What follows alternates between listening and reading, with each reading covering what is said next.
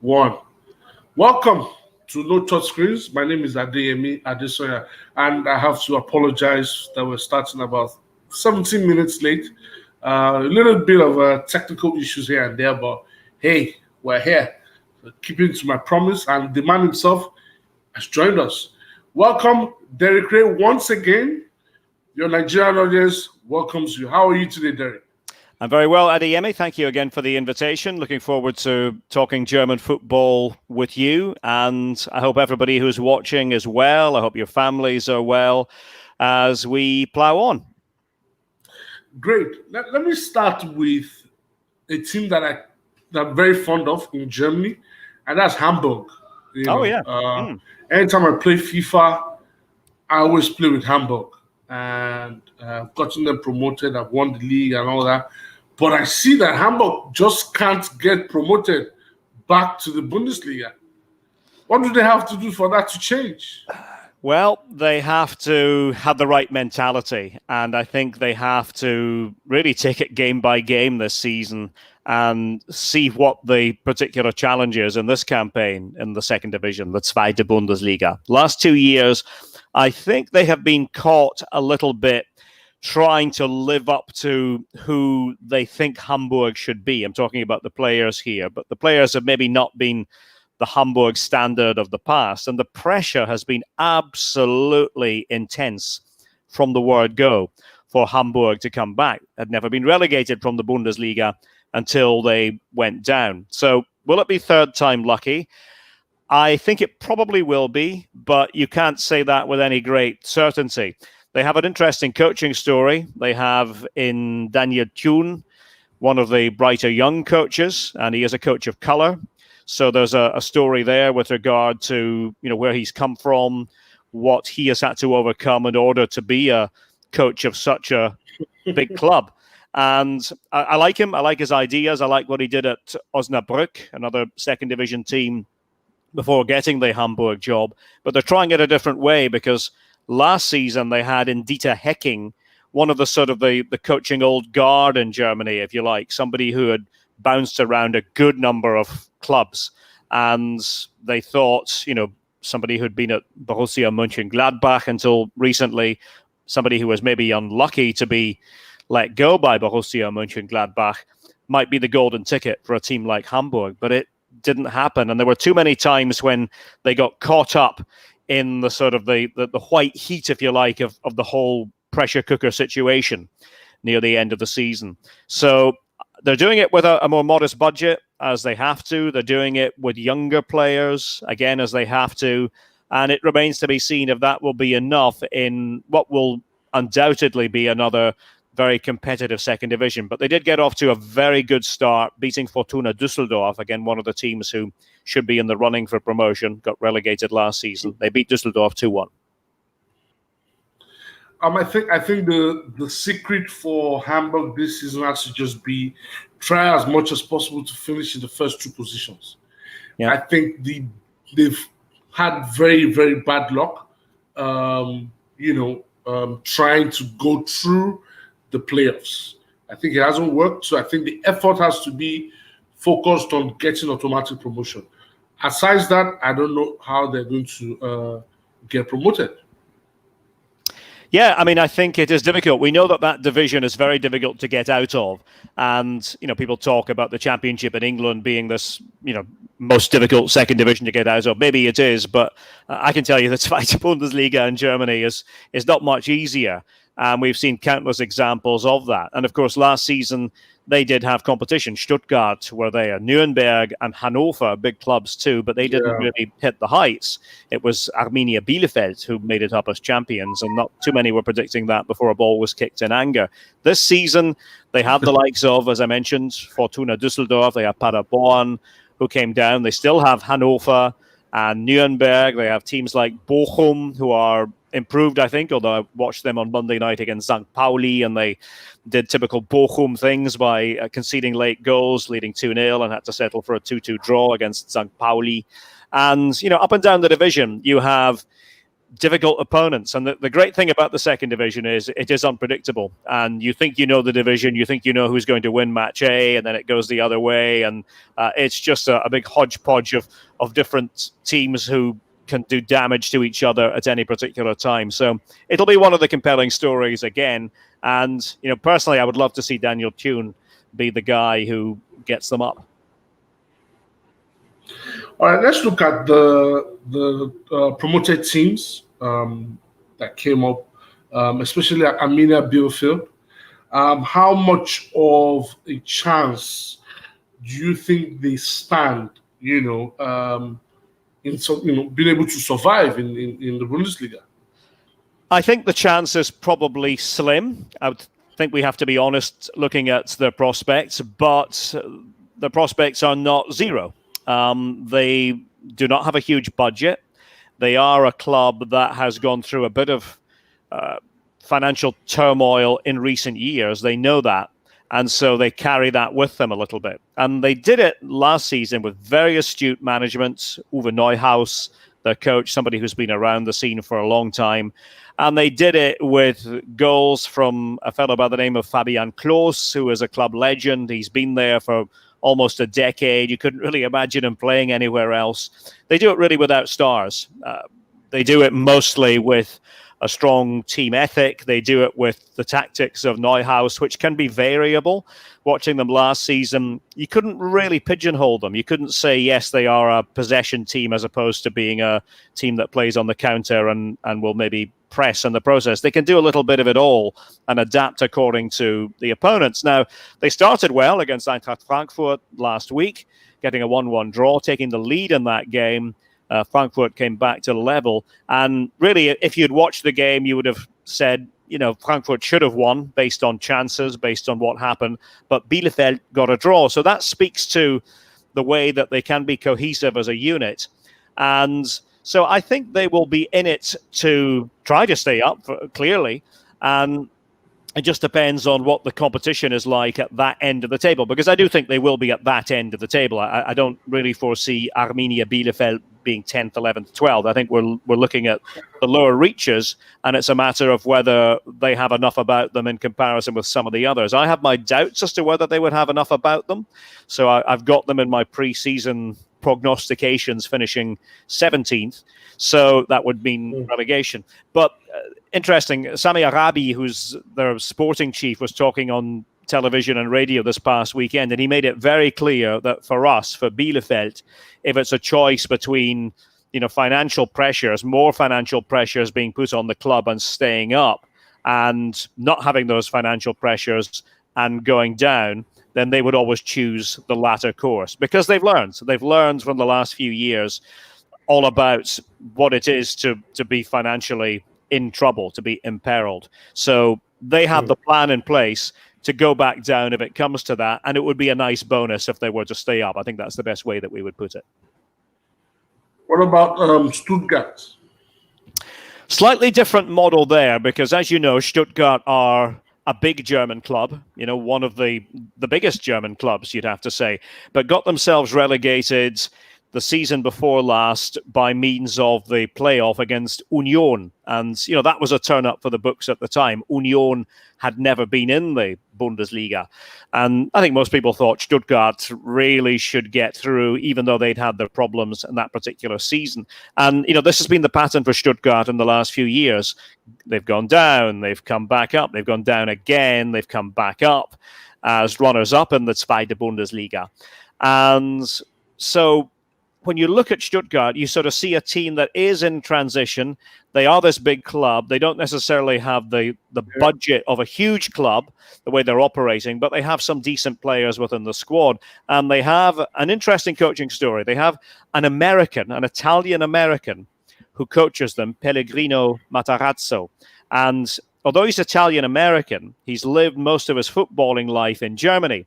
he moved at a young footballing age, after he'd done his university, to basically play lower division football in Germany, and then stayed on and got all his coaching certificates and worked under Julian Nagelsmann at Hoffenheim. And Nagelsmann rates him very highly. So Stuttgart took note of what was going on, and when they had a vacancy midway through last season, things weren't going 100% to plan under a guy called Tim Walter, playing very possession-based football.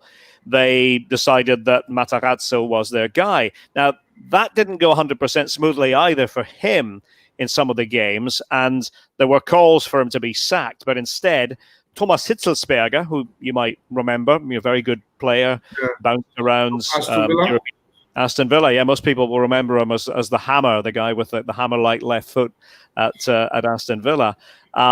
So Thomas is now the chairman of the board at Stuttgart. He's a pal of mine. We worked together a lot on air in Germany, and he did the opposite. This is a very sort of Thomas Hitzelsberger thing to do, if you like. He said, no, we have confidence in this guy. We are going to extend his contract. We're not going to, go down the road that some clubs have gone. We will extend his contract until 2022 because we believe in him.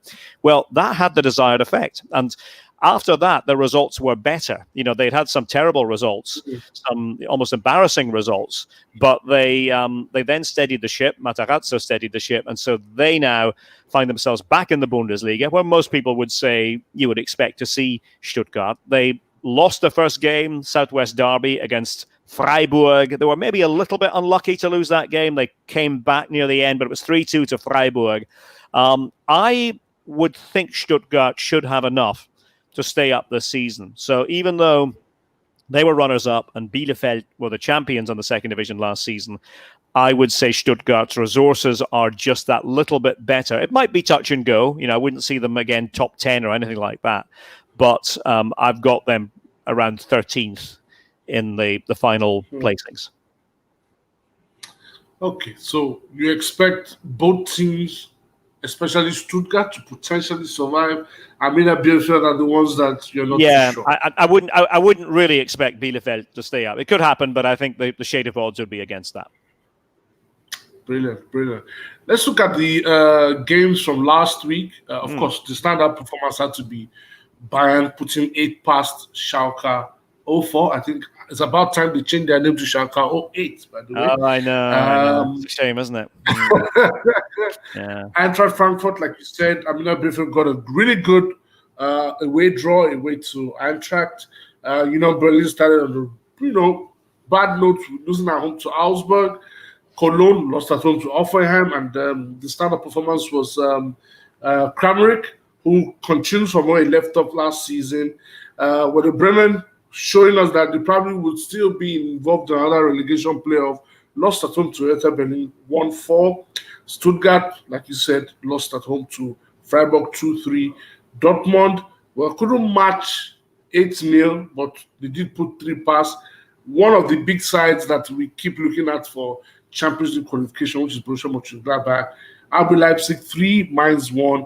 And the disappointing game of the week for me was Wolfsburg 0, Bayer Leverkusen 0. Yeah. What's on week? Well, where do we start? Maybe I'll start with that last game that you mentioned. Not because it was a great game at Wolfsburg and Leverkusen. It was a disappointment as a spectacle, and there had never been a 0-0 draw in the history of that fixture to make it worse. So not the start really for either side, and not what most people would have predicted going into that game either. And as a spectacle, it just sort of really didn't get started. Wolfsburg, I think, will be a decent team this season again, although not necessarily the most watchable side in the Bundesliga. That has kind of been the way of it under Oliver Glasner. They almost sort of win by stealth when they win. Leverkusen, different story, trying to rebuild, having said goodbye to Kai Havertz. They brought in Patrick Schick, previously, of course, with Leipzig. And, really trying to play the boss way, which is total football, if you like. It's a lot of possession, but it's also a strong pressing game, and that's quite hard to do, quite hard to get both things right. But 0-0 anyway in that one. I think Leverkusen will be top 5 once again, maybe struggling to get into the Champions League placings. We shall see. But I commentated for American viewers on the Bayern game on Friday, and whereas I thought Bayern would win comfortably, I could never have imagined that they would win with that degree of ease. And I don't think I defy anybody to say that they predicted it was going to be 8-0. I'm hearing from some people who said, I thought it would be 6-7-8. No, you don't expect that in the first game of the season. And especially when you consider Bayern had 10 days to prepare. Okay, they'd had that, 2-week holiday after the Champions League final win. Schalke had 7 weeks. 7 weeks to get it ready. And I have my doubts about Schalke this season. I have to say, they have downgraded expectations. They have said they're no longer competing for Europe. They've been transparent about that because they do have this financial, cloud hanging over them. But I thought what was most noticeable about that game was just how easy Schalke made it for Bayern. That there was no real attempt to even defend properly. It was a high line. It was almost a sort of a naive, idea that you could keep on trying to knock the ball around against Bayern. Yeah, and you're not going to do that with the best will in the world. Even at 3-0 down, they were still doing that. And it was interesting listening to Omar Mascarell, who's the club captain, who wasn't involved in this game because of injury, but he gave what sounded like a very naive interview after the match, in which he said, no, the coach just told us to keep on playing our game. And you're thinking, okay, well, maybe we'll give him the benefit of the doubt because German is not his first language, Omar Mascarell from Spain. Hopefully, something got lost in translation there, because if David Wagner had been saying at 3-0 and 4-0 and 5-0, no, keep on playing, just keep on doing what we're, then you have problems. And he is under pressure. There is no doubt about that. It is one to watch. Without the result. Yeah, and that's right. Nine goals scored in 17 matches. It tells the story. Yeah, it is. And so that's one to watch going into this weekend. Now, you mentioned Werder Bremen. They're another side under pressure based on what happened last season. They were consigned to the relegation playoff. They did overcome Heidenheim by the skin of their teeth in the relegation playoff. But again, people are watching them very closely. Now, who do they play this weekend? They play Schalke. So we have this crisis summit, if you like, second week of the season. The two coaches, David Wagner, Florian Kohfeldt, both under huge pressure, two very big clubs, as you know. And so, that if I were to advise anybody to have a look at one game in particular, maybe not for the right reasons, but for pressure reasons, for story reasons, that would be the one, because it's almost a case that something has to give in that match. And, if there were to be a thrashing for one team or the other, particularly Schalke, if Schalke get thrashed by Bremen, then I think David Wagner is probably done for. And the statements made by Jochen Schneider, the sporting director, after the game were a bit ominous, saying that this was unacceptable, that a Schalke team is not allowed to present itself like that. So we've spoken about Schalke, spoken a bit about Bremen. We should speak about Bayern. They were magnificent. They are the best team in the world. I think we can say that. They're the best team in Europe. They are, by extension, the best team in the world at the moment. And they did not miss a beat from last season. And I thought that Leroy Sané, for example, looked as though he'd been playing for Bayern his entire career, not just 5 minutes. You almost forgot. I was commentating. I almost forgot by the 20th minute that this was a newcomer. I almost forgot that this is somebody who normally we might give the benefit of the doubt to, because he's got to get used to his new teammates and a different style of play.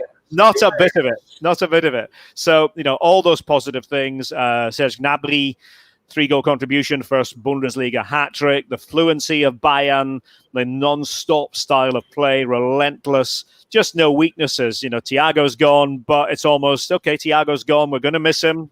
But, we have other players who can do the job, such as Goretzka beside Kimmich, such as Pavard coming in at right back. And, they were without Alaba too. Let's not forget that. David Alaba. And I'm sure there's a lot of interest in David Alaba in Nigeria.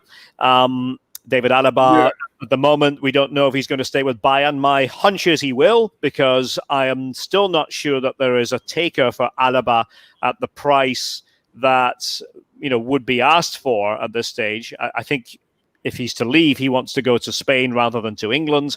I'm not sure that's doable. I personally hope he stays at Bayern, because I love watching David Alaba.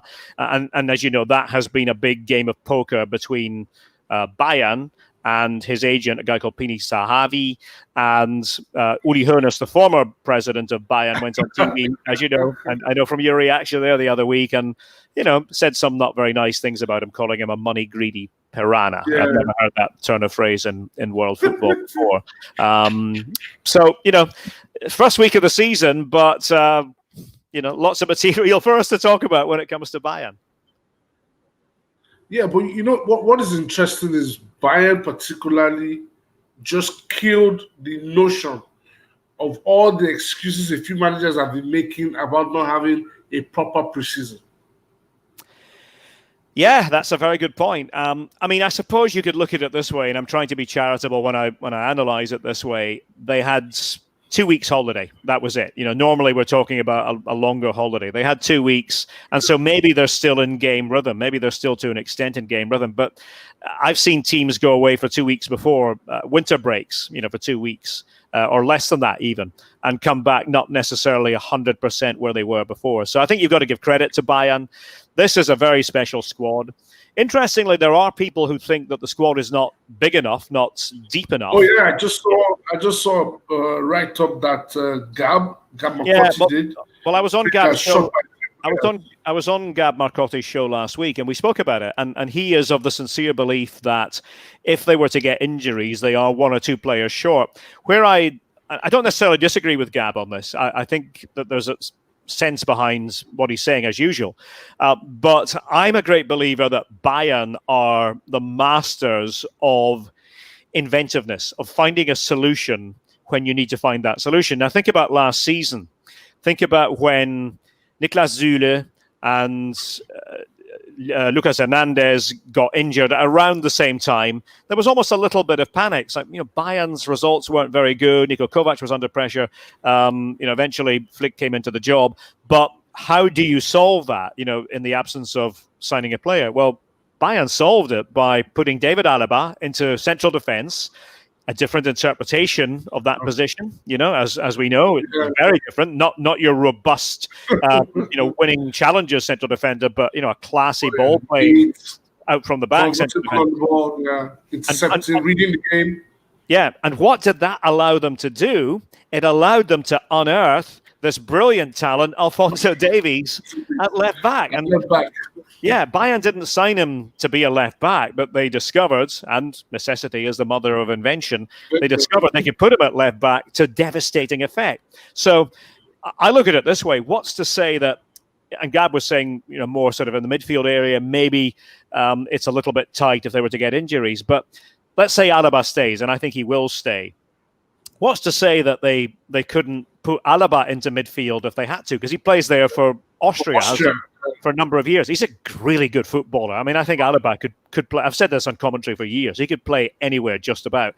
And, you have a glut of central defenders now. You have a fit again Süle. You have a fit again Hernandez, played at left back in the other game, in the Friday night game. You have Boateng still there. So you have Pavard, who really is a central defender playing at right back. As we speak now, who knows what's going to happen with Dest, the player who they've been flirting with, the Ajax player who plays for the US national team.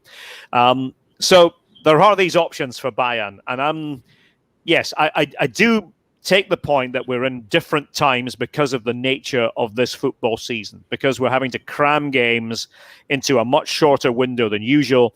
And it stands to reason Bayern will be involved in all competitions, probably until the end. That's the reasonable assumption. Bundesliga, DFB Pokal, German Cup, and the Champions League. So on that basis, you do need a big squad. But I'm not necessarily feeling that they don't have the quality of squad, although maybe they still need a couple of extra positions to be filled. And Hansi Flick has hinted at that by saying, he doesn't quite know who's going to be there and who's not going to be there. So we shall see. We shall see. And it was interesting. We spoke about a potential relegation 6-pointer in Game 2, when Bremer versus Schalke. Only thing I can do is wish both teams the very best. Yeah. All right. So let me take a few comments that we have. My partner is here. Izzy, we call him Superman. Superman says, any chance Leipzig can match their last season's exploit of staying close to the top two?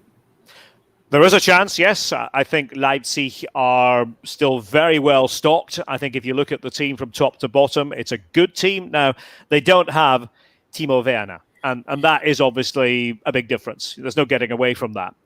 I wouldn't necessarily say that because Werner's not there, it means Leipzig can't be as competitive, because they do have other options. They do have other players there who can play up front, and they've signed Alexander Sørloth, who, I think is obviously not Werner standards, but can be an effective contributor. The one who they've lost, and I mentioned him earlier, who I think will also be telling, is Schick. Yeah, because I think Patrick Schick played very well within that Leipzig system, almost as a selfless centre forward. Josef Paulsen has played that position for a number of years and played in it at the weekend in the win against Mainz. And he's one of the pioneers for Leipzig, going back to when they were in the third division and worked their way up. But I think the squad under Nagelsmann is interesting. I said well stocked. You could at times kind of name 2 11s with Leipzig. You can say, okay, that's the first 11, that's the second 11, but the second 11 might beat the first 11. There's not a huge deal of difference when you compare and contrast some of the players. And so that allows Nagelsmann to rotate in and out very effectively, which he does. That's something he does, game by game. You're rarely going to see a game, or you're rarely going to hear a commentator saying, well, Julian Nagelsmann names an unchanged side today. It's probably never going to happen. It's probably going to be 3, 4, 5 changes from game to game, because he can do that. He can do that with the squad that he has at his disposal. The one thing about Nagelsmann, too, is he has made them, and we saw this in the Champions League last season, more versatile. They used to be quite one-dimensional, Leipzig. They used to be very much about pressing and counter-attacking, and actually almost saying to the opposition, you have the ball. You have the ball, fine. You take the ball, we will play without the ball, and then we will win it around the halfway line, and 3 or 4 passes later, we will score. That was kind of it's a bit simplistic, but that kind of was the Leipzig way of thinking. Nagelsmann was brought in, and Ralf Rangnick had been doing this before he was brought in. Nagelsmann was brought in to make them more versatile, so that if the game against deep-sitting opponents called for a different style, they wanted Leipzig to be more equipped to deal with that kind of, if you like, that sort of, Mauer Taktik, as they say in German, wall defending tactics. I will throw in some German words from time to time just to keep people on their toes here. So, yeah, be warned. But I think Leipzig are certainly in the conversation. Now, I think there is competition, not just, obviously, Bayern and Dortmund, most people's picks to be 1 and 2. And I think they will be 1 and 2 in that order. That's my guess. Leipzig, third last season.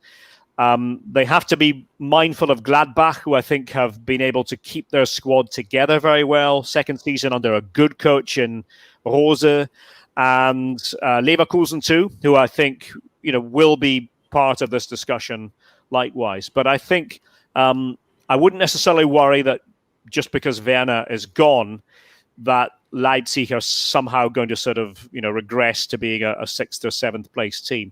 Not ready to win the title yet for me. That may happen someday, but still a very good team with an excellent coach. I think the signing of the former Crystal Palace forward and Mr. Bo Trabzonspor striker, I think it's a bit of a gamble, because his first prolific season was last season. Thinking back to how not a really good time he had at Palace, so I think it's a huge gamble. But at the same time, dealing with the Palace that also were willing to, get rid of him as quickly as possible, get the monies they could get him so that they could reinvest in their squad. So I'm not sure it's going to have the same effect. Obviously, Werner is a different class, from Slot. But hey, we have to wait and see. Odera says, what are your thoughts on Peter Bosz? Oh, thank you for that question, Odera. I like talking about Peter Bosz because I think he's a really interesting coach, and he is very much his own coach. Now, when you look at his body of work, it's impressive. I mean, what he did with Ajax, how he managed to get them to rise the ranks once more, doing it the Ajax way. Came to Germany, Borussia Dortmund started well enough first few weeks, but then the results went the wrong way, and he was accused of being, as they say in Germany, a Sturkopf. Basically a stubborn head, somebody who would not change, somebody who was inflexible. He had his system. He wanted to play that system, and that was it. There was no changing it at all. And he was out, just months after he had taken over the reins at Borussia Dortmund. But we've sort of seen, I think, a reawakening from Boss at Leverkusen. Now, initially, the results were a bit kind of up and down, and one of the people said, this is Boss again. You're going to get a good game and you're going to get a bad game. But I thought what he did last season was admirable. I thought that he made Leverkusen better. And you could say, well, he had players like Havertz who were helping him do that. And, when you have that advantage, then you can't really go wrong. But I think the philosophy is a good one. And I think it does take an awful lot to be this possession team, but at the same time to lead the running stats, which is what they do consistently under Boss. So that they're a possession team. Normally, the running stats are led by teams who are, not having the ball so much because they're working so hard. They're running all over the pitch. And, a team like Freiburg, you would think, might be the sort of team that would lead the running stats. And they usually are very high up when it comes to those stats in Germany. But I think that with Boss, they had the right man for the current era. And the challenge this season at Leverkusen will be to turn the page following the departure of Havertz, about whom a lot has been written all over the world, and rightly so. He's an exceptional young talent. But, can they move forward with some of their own young players? Florian Wirtz, for example, got his run at the end of last season at the age of 17 and, perhaps can be the next Havertz without wanting to put too much pressure on a young player. So the short answer is I like Boss a lot as a coach and wish him well this season. I do wish him well because these viewers on this show know how I'm always very keen for coaches to bounce back from a bad situation, especially coaches that have gotten a little flack for probably being finished or you can't operate in this league. You can't, I always look forward to them being able to bounce back. Odoria's asking again, do you think Bayern are short? I think you addressed that, but he's saying, do you think they are short in right back, midfield, and up front? What happens when Lewandowski is injured? I understand the argument. I mean, I think, but we've said this before with regard to the forward position. For the last few years, we've said if Lewandowski gets injured, what happens? Well, the short-term fit would be, Müller could play there. They have a young player, Joshua Zirkzee. Yeah, who came on to great effect as a substitute towards the end of the first half of the campaign, scored with his first two touches in the Bundesliga, in fact, against Freiburg and against Wolfsburg. And so he is, in the conversation as somebody that can play. So again, it's that sort of Bayern way of finding an internal solution. Same in midfield. I mentioned earlier on, I think they now have Goretzka and Kimmich as their axis in central midfield, and that is going to be the axis, barring injuries, for quite some time. But then you have other situations that you can adapt to should the need arise. I mean, you have a young player, Michael Cuisance, who I've been reading about today, linked with English clubs. But I would think Bayern might want to still keep him because, again, very talented and somebody that can more than do a job if called upon. Right back, I mean, it's become Pavard's position, but if Dest were to sign, I don't know how much that changes. Pavard can also be a central defender. So I think it's going to be an evolving conversation. If there is a glut of injuries, then that will become a debate once again. But in the absence of such injuries, then I think it's fine and Bayern have the options. I think Bayern will be fine. I think in midfield, you still have Javi Martinez. You still have Corentin Tolisso. I think they'll be fine. I think Bayern are particularly very, very versatile. They have players that can play multiple positions. Yeah. So they're able to, fit in, slip each player in different positions. So I think Bayern will be fine, irrespective of what happens to them. Another question here says, how do you think Jesus Reina will fit in at Dortmund? What is his best position?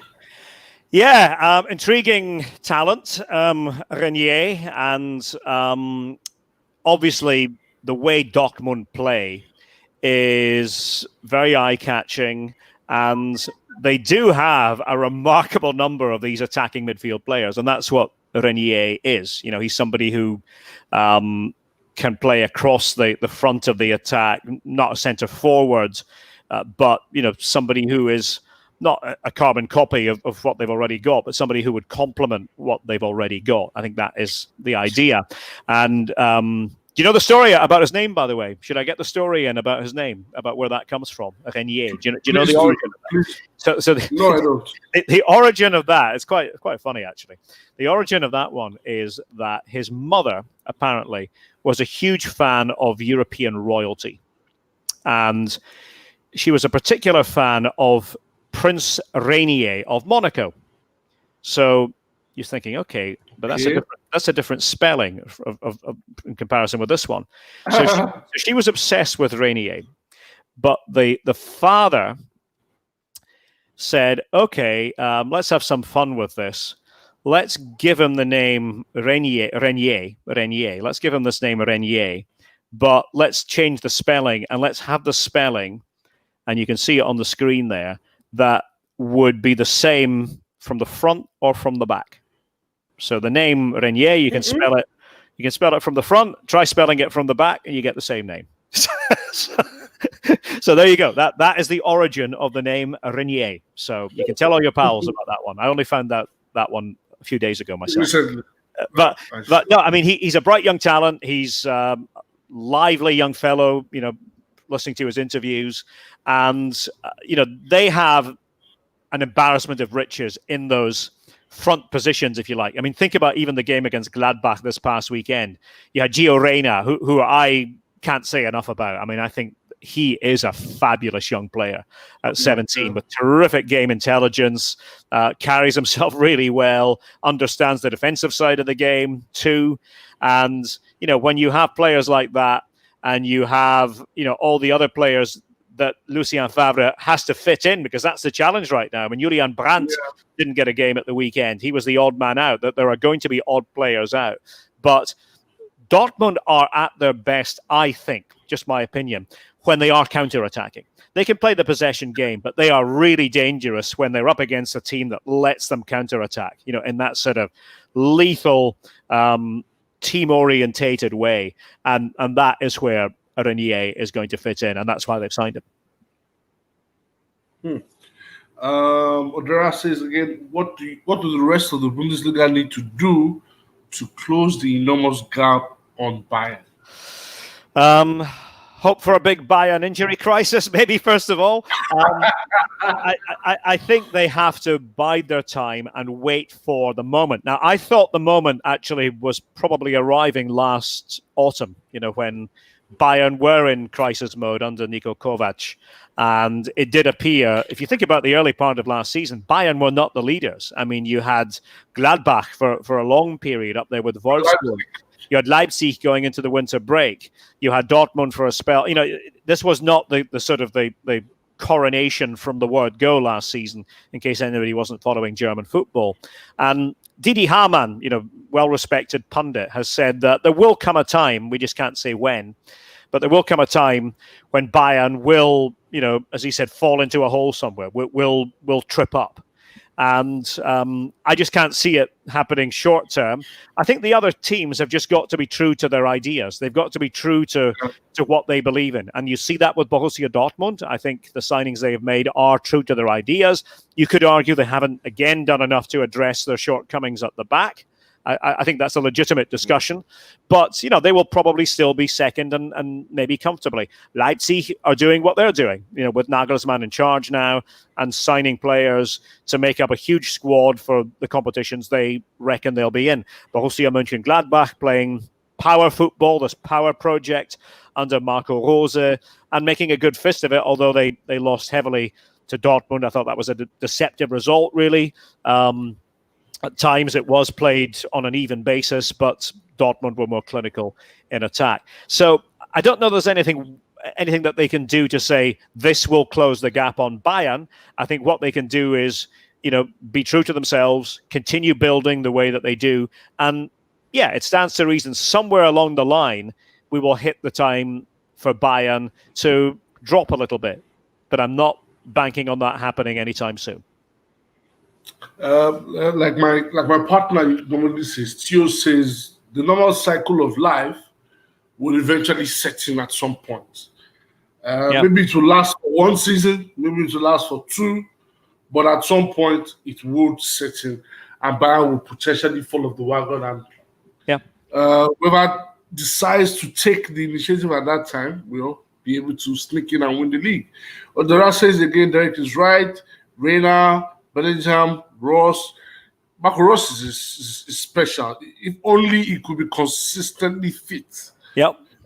Julian Brandt, Sancho, Hazard, Reina, 7 players for 3 slots. How will Faber keep everyone happy? That's why I guess paid the big bucks. Yeah.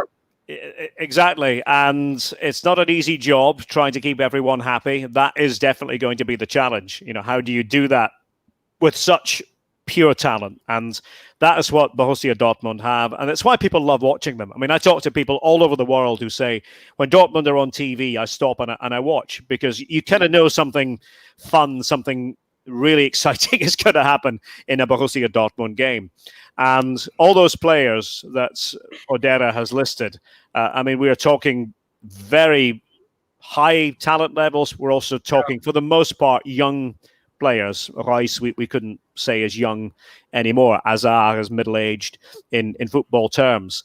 But that is definitely going to be the challenge. How do you keep everybody on the same wavelength when you have to disappoint one or other of them? Now, at times, Rice has played more as what you might say a false 9 or even a pure 9.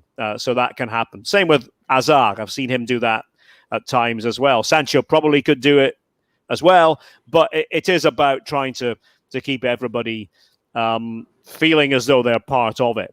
And somebody is undoubtedly going to be disappointed. I'm glad that Bellingham is on the screen there as well, because, again, there's an example of somebody who has come in and looked as though this is just what he does. I mean, I find it unbelievable for a young player. And I watched him in the cup match against Duisburg the other week as well. And I thought lower level opposition. Let's see how he does against a Bundesliga side. But I mean, he again just looks as though he belongs. He looks as though this is what he was meant to do from the first day he was on the earth. So yeah, I think Dortmund have got a really good one there, and I think they know it. I was particularly critical of Manchester United's pursuit of Bellingham at first, because I was like, really? A guy at Birmingham? What's the big deal? He's young, he's asking for a lot of money. What's the big deal? But it's always nice when clubs like Dortmund sign players like this and then they fit right in. It means they've done very good work in terms of scouting and identifying what the young man offers that team. And he's already plugged in seamlessly with ease at Dortmund. Let me ask you this. We mentioned Jadon Sancho. Do you think he will still stay at Dortmund? I do. The question is, do you think he'll go to Manchester United? No, I don't think he will right now. I don't. I think Dortmund have been remarkably consistent for a long time on this one. And I think they do not have any intention of selling him. And we're getting close now to the time when we know one way or the other for sure. But I don't see it. And I think, to be honest, and I've said this fairly consistently, I think for his development, it would be better not to leave right now. I think he's in a very good place. I think if you watch the way he coexists with the other young players at Dortmund, I think that really helps him. It's helped his confidence. You can see the relationship he has, for example, with Erling Haaland and how they, sort of dovetail on and off the pitch. You can see the same with Reina. I read a very good interview with Reina this week, where he, gave credit to Sancho for the way that he has kind of looked after him and given him advice. And so I think the dynamic at a club is very important. It's not just about your own development. It's about the environment that you are surrounded with and surrounded by. And I think Sancho is in a good place for now. And we'll see. United clearly want him, but I really don't think, and I do believe Michael Zorc and Sebastian Kehl when they say this, they are not for selling. Okay. Well, whatever happens, Dortmund obviously look like they remain winners in this situation. What are your thoughts about Thiago? Thiago coming to the Premier League. I think Liverpool are getting a fabulous player, a great pro, and you only need to look at the comments by just about everybody at Bayern last week when he departed to know exactly what role he had there. What kind of personality we're talking about here. Footballers come and go, and there are, great human beings and not such great human beings. Same in everyday life, we know that. But ask anybody at Bayern. Thiago was a super footballer, but he was also a top line guy. Somebody that really was part of the family there, was there for 7 years. And what I would say about him as a footballer is at times he was underappreciated because he could have bad games. He could have games where you'd say, oh, Thiago didn't do it today. But that's often the nature of the game with somebody who is an artist. And I always called Thiago an artist in terms of his vision, in terms of the way he passed the ball. He tried to play football at all times. And you can see why Pep Guardiola loved him so much. Absolutely, you can see that just from his traits. And you can see why Jurgen Klopp is happy to have him and was attracted to the idea of having him as an enhancement to an already very strong squad. So 7 years at Bayern, people will say, well, why did he want to leave? I think it's quite simple. He wanted a new challenge at the age of 29. He's played in La Liga at a high level, played in the Bundesliga at a high level. He just wants to be able to cross something else off the list before he packs up, which might still be a few years away. But, he's at the peak of his abilities right now at 29. And, sometimes when you go into your 30s, you are on the wane to a certain extent. So it's about enjoying this new experience. But if anybody gets the chance, on Twitter last week, I put a translation out of Karl-Heinz Rummenigge. He did an interview on German TV, Rummenigge, Bayern legend, chairman of the board, and basically about his encounter with Thiago in the car park just last week after he had announced he was leaving. And just have a look at that. And I would defy anybody not to be emotional, whether, Bayern fan, whether Liverpool fan, no matter, who you are, who you support. Just have a read of that because it kind of brings the human side into perspective and it tells you, again, about Thiago's human side. We've mentioned the young man at Ajax that Bayern may be looking at. We've mentioned the young Reina. Winston McKinney is making a huge impression in the Serie A, moving from Schalke. And then there are a lot of, young American players. John Brooks is at Wolfsburg. How much of an impact has German football or the Bundesliga or the German youth system as a whole had on American soccer? Especially since you live in the US anyway. How much of an impact is it having? And is there a plan to have a proper conveyor link or conveyor belt between the US and Germany? The answer is a massive influence, and it's getting even bigger. And it's something that we are now talking about almost on a daily basis. When you look at young players in the USA, the next question is, when's he going to Germany? And where in Germany is he going to? That is the logical question. Josh Sargent is another one at Werder Bremen. Went there at a young age and is now playing regularly for Werder Bremen. You mentioned John Brooks, who's obviously not somebody who's come from America as a German American, but still an important player for the US national team. It is quite well established now, and the scouting system is in place. And for example, Bayern have an office in New York. They have their own club office in New York City. Eintracht Frankfurt have their own academy in Michigan. Not even in the center of where people think it's at in the country. They have their own academy there with the slogan "German engineering of football," and so they are being very inventive. The German clubs, they're looking at the US market as a fruitful market for them, and I think parents of fledgling American players are looking at Germany as the place to go, because the one thing about American players is that, yes, presumably they have talent at a young age, if they are in the professional football sphere, but they are workers and they want to learn and they have this thirst for knowledge. And I've heard this from a number of coaches and sporting directors in Germany. They've said that's what we like about them, is that they come to work because they're kind of outsiders a little in their own country. Yeah, I mean, you think about it, compare with Nigeria, for example.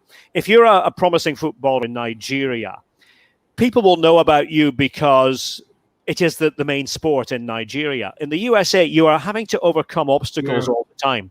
Most people in mainstream life are not watching our sport. They're watching other sports. They're talking about other things.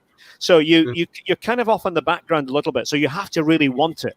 You have to really know that you have to put in the extra effort to be noticed. But now you do have this conveyor belt with Germany, and the work permit rules have also helped a little bit, because it has always been easier for Americans who don't have European passports to get a work permit in Germany in comparison with England. That is just a factor back over a number of years.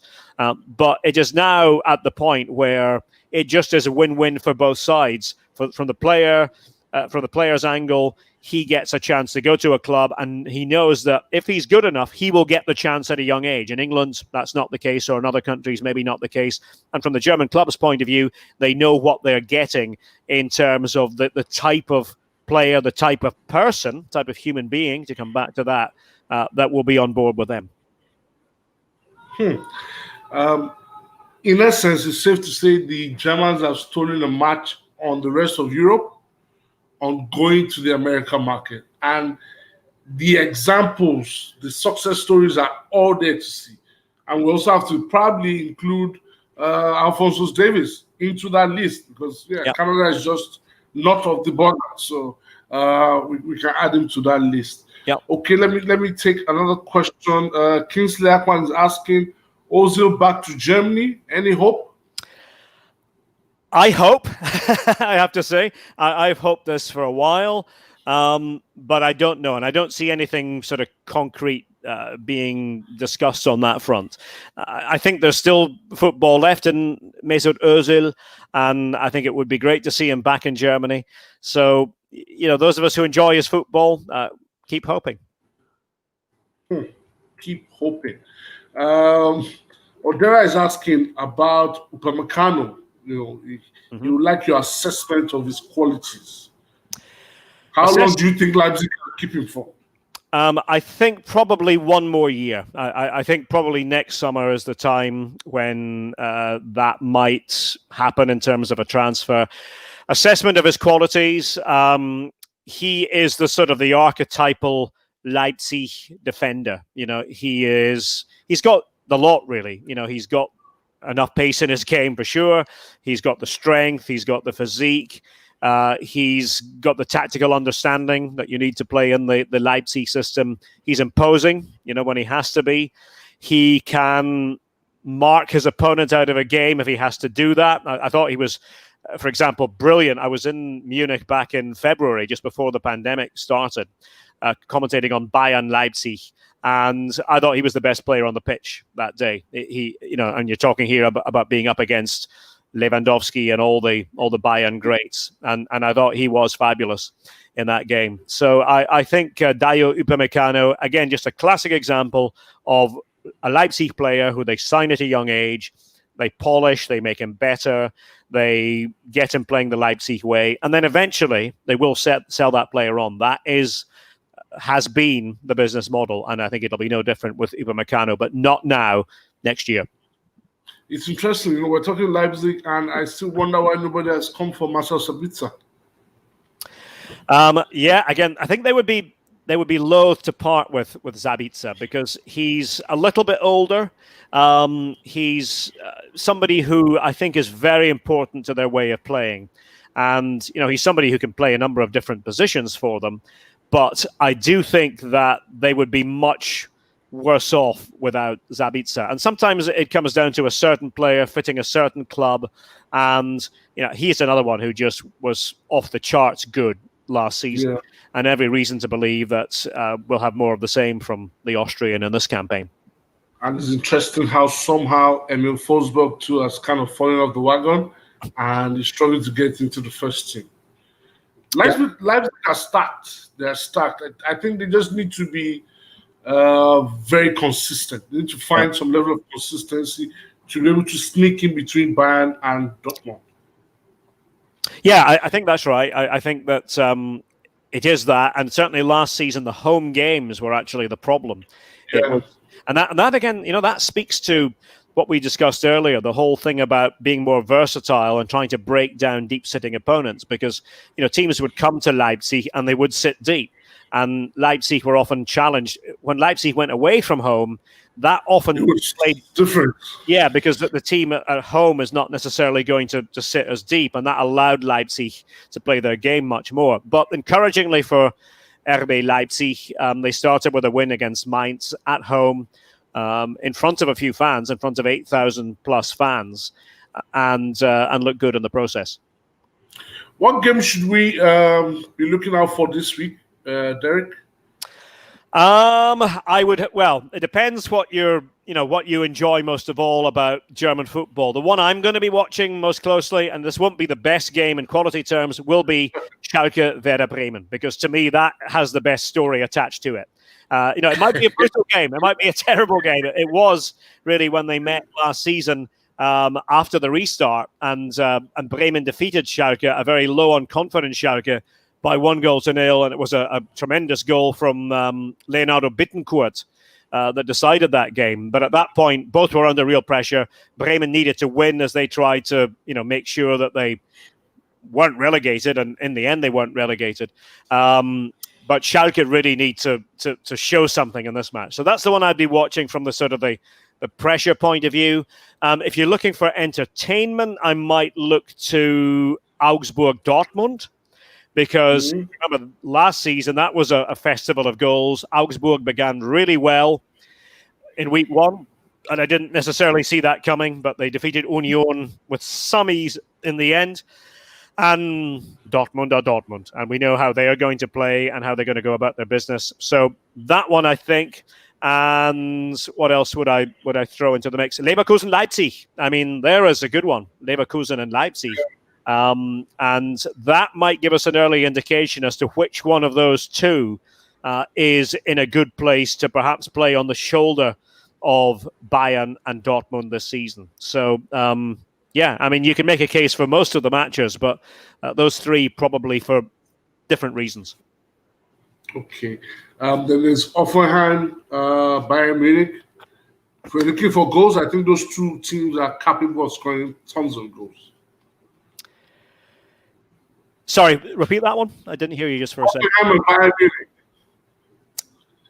I said if you're looking for goals, both teams are capable of scoring goals. And remember last season, Bayern scored a truckload of goals away to Hoffenheim. Oh, yes. That's right, yeah. Bayern and Hoffenheim, they did. And that was obviously the day when everything was overshadowed by the insult directed at Dietmar Hopp. We won't dwell on that situation. But, that, again, you see, with Hoffenheim, you have in Sebastian Hoeneß, somebody who's come through the Bayern system, nephew of Uli Hoeneß, the son of Dieter Hoeneß, and he's now the coach of Hoffenheim. And he got off to a winning start. Hoeneß was the coach of the Bayern reserve team that won the third division last season, the Dritte Liga. And that was a young team. And you can't get promoted beyond the third division, just in case anybody's wondering, as a reserve team of a Bundesliga side. But that will have some interest, and we'll see as the level goes up for Bayern in terms of the opposition. We'll see how they fare. Hoffenheim defeated Köln. I thought a little bit fortunate to beat Köln in the end. They played well first half, not so well second half, snatched it right at the end. You mentioned the Kramaric hat-trick in that game. Take your pick in terms of the games to watch. That'll be a more than decent one as well. Okay, we're trying to round up now. Obviously, Bayern will win again. The title, yes, I think so. Yeah, I do. Okay, so what's your top four looking like from first to fourth? Well, I'll be true to what I said at the start of the season rather than being influenced by anything that happens in week one. And my top four looks like this. Bayern first, Borussia Dortmund second. I think a comfortable win for Bayern in terms of the points totals. I have Borussia Mönchengladbach coming in third and Leipzig fourth. So I think there might be a slight changing of the guard. Again, you could go on last week and say, well, Gladbach lost 3-0, but I didn't think they were absolutely destroyed 3-0, playing against a good Dortmund, and I would expect to see a solidification of things from Gladbach in weeks ahead. I mean, I think their squad is very good, and I think they have the right coach for that system in Marco Rose, and so we shall see. So that would be my top four, with Leverkusen knocking on the door, and they could easily be top four, but I've got them fifth. Sixth, I've got Wolfsburg, who I think, again, are a bit of a dull team to some people. They're not the most exciting side, but I think Oliver Glasner, is, again, a good coach for them. I think once his ideas are conveyed on a wider basis within the squad, we will maybe see some better performances from them in terms of the eye-catching side of things. But I can't really identify anybody who I think at the moment would be better than Wolfsburg in sixth. Relegation? So for relegation, I have thought about this long and hard. And again, I'm probably revising as I go here, because what happened in week one, again, doesn't speak to... Happens to the best of us. It does, yeah. Well, all of us, really. But I've got Schalke finishing 15th, so that would keep them up. I think that it is going to be a struggle for Schalke this season.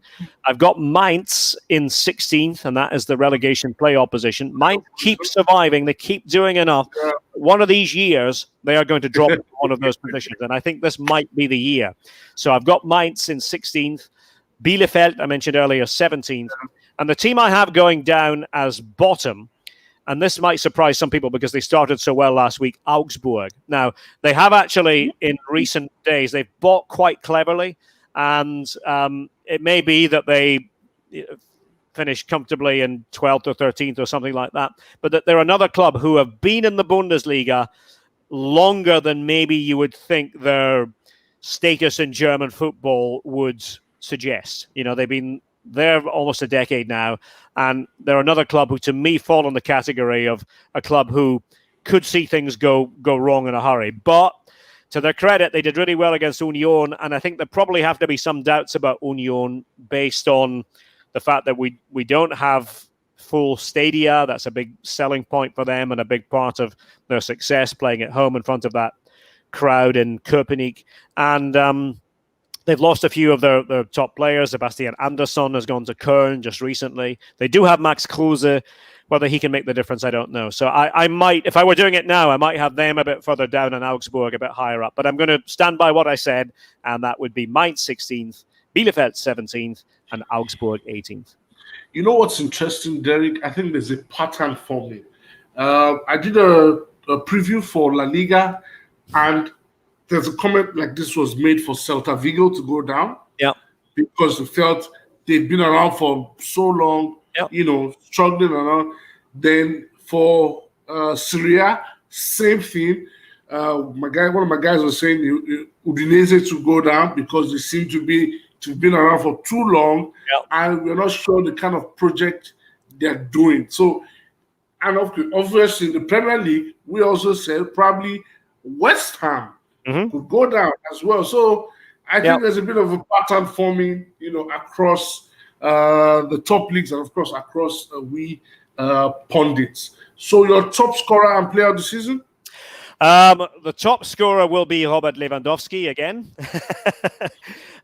Player of the season, it depends how you quantify player of the season, but I would say that the player of the season might well be Joshua Kimmich, because I think he just doesn't have bad games. He sets up so many goals and will do once again. He is almost like a sort of a mini captain on all levels, Someone so young? Say again, sorry? For someone so young. Yeah, I mean, he's on the young side, yeah. And, Bayern are going to have him for a long time. He's that kind of player who, there are certain sorts of players who no matter who comes in for them, will stay with one club almost forever. Yeah. And I see Kimmich as that kind of player. I see Kimmich as somebody who, we're having this conversation in 5 years' time, Kimmich will still be there, and will probably be the Bayern captain. And will probably be in discussions about, once his playing career ends, having some big role off the pitch. That's the way I see Joshua Kimmich. So that would be my prediction. I know people would love to hear that somebody other than Bayern might win the title and that somebody other than Lewandowski might.